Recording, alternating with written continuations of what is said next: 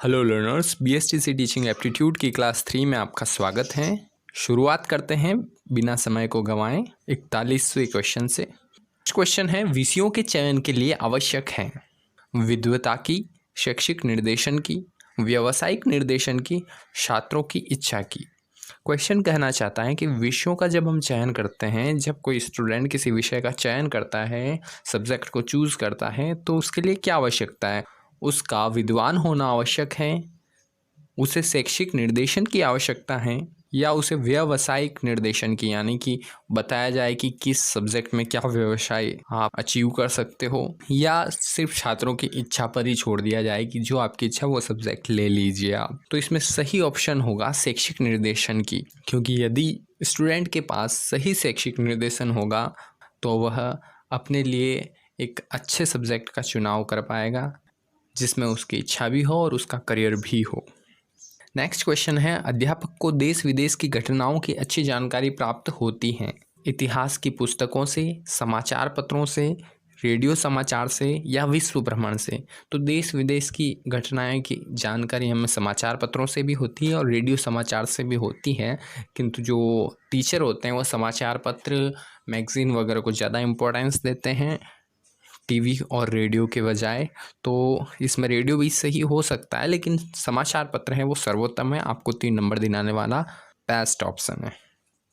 कक्षा में पढ़ाते समय शिक्षकों को चाहिए कि जब कक्षा में शिक्षक पढ़ा रहे हों तो उन्हें क्या करना चाहिए। छात्रों के सक्रिय सहयोग का प्रयास करना चाहिए, छात्रों को निष्क्रिय श्रोताओं के रूप में देखना चाहिए, छात्रों पर कोई ध्यान नहीं देना चाहिए, या छात्रों की कठिनाइयों को दूर करना चाहिए।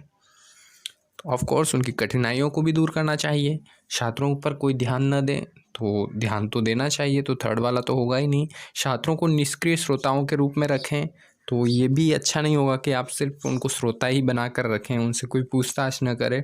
तो फर्स्ट ऑप्शन जो है इसका कि छात्रों के सक्रिय सहयोग का प्रयास करें, जिसमें कि छात्र भी आपसे क्वेश्चन करें, आप भी छात्र से करें, तो हम उसे एक सक्रिय संवाद कहेंगे जो कि पढ़ने पढ़ाने के लिए सर्वोत्तम है।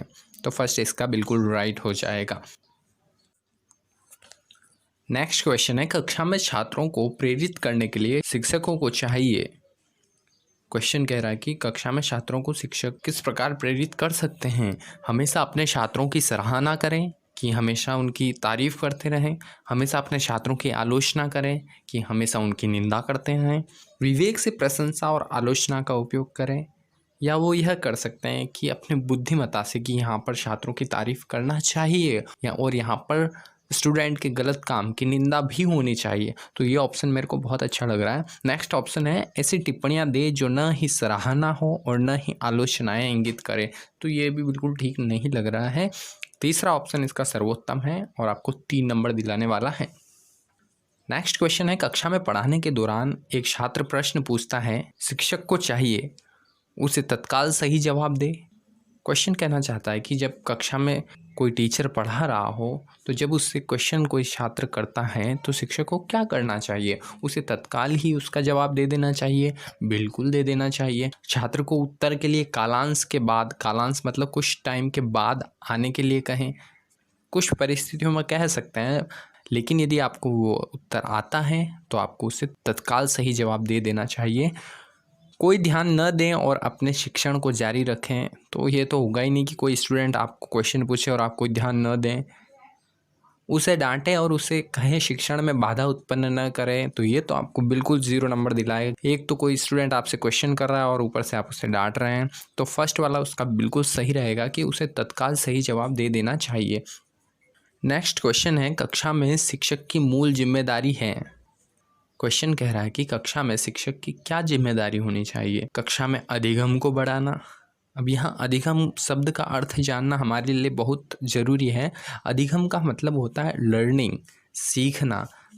तो एक शिक्षक की यही जिम्मेदारी रहती है कि वो कक्षा में किस प्रकार लर्निंग एटीट्यूड को बढ़ाएं, किस प्रकार वो बच्चों में सीखने की प्रवृत्ति को उत्पन्न करें। तो कक्षा में अधिगम को बढ़ाना ये शिक्षक की जिम्मेदारी होती है। छात्रों में विद्यालय शुल्क वसूलना, तो ये तो एक मूल जिम्मेदारी नहीं है। कक्षा के छात्रों के रिकॉर्ड को व्यवस्थित करना, तो रिकॉर्ड व्यवस्थित करने के लिए भी टीचर नहीं लगाए जाते हैं।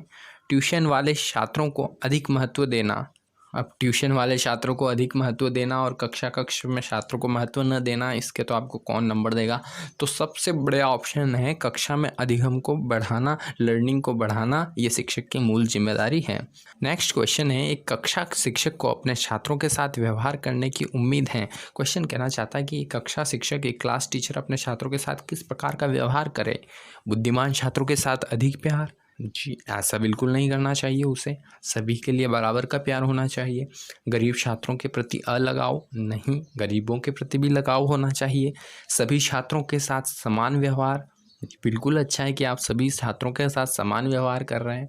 या छात्रों की उम्मीदों के अनुसार व्यवहार, तो छात्रों का क्या, वो तो कुछ भी उम्मीद लगा सकते हैं कि हमारे टीचर हमसे ऐसा व्यवहार करें, लेकिन शिक्षक को चाहिए कि वह सभी छात्रों के साथ समान व्यवहार करे, न कि ऊंच नीच का और बुद्धिमत्ता के स्तर पर छात्रों से व्यवहार करें। तो इसका थर्ड वाला, सभी छात्रों के साथ समान व्यवहार, बिल्कुल 3 नंबर का सही उत्तर हो जाएगा। शिक्षक को मार्गदर्शक माना जाता है क्योंकि, शिक्षक को मार्गदर्शक माना जाता है क्योंकि, क्वेश्चन कहना चाहता है कि शिक्षक को मार्गदर्शक क्यों माना जाता है। उसमें भविष्य के समाज के निर्माण की अथाह क्षमता है। अथाह क्षमता मतलब अनलिमिटेड पोटेंशियल, उसमें भविष्य के समाज के निर्माण की अनलिमिटेड पोटेंशियल एबिलिटी है।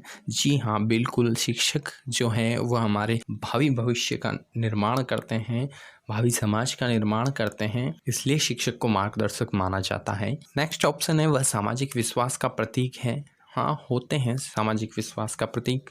वह समाज के लिए एक रखवाला है, बिल्कुल समाज का रखवाला भी है। वह कुंठाओं को आकार देने में लिप्त, कुंठाओं मतलब संकुचित सोच, तो ऐसा बिल्कुल नहीं है कि शिक्षक कुंठाओं को आकार देने में लिप्त हैं या उसमें लगे हुए हैं। तो इसका जो फर्स्ट वाला ऑप्शन है वो सर्वोत्तम है, वही सही है। नेक्स्ट क्वेश्चन है, शिक्षण मुख्य रूप से किसके द्वारा किया जाना चाहिए। ऑप्शन नंबर 1, कुशल और प्रशिक्षित शिक्षकों द्वारा।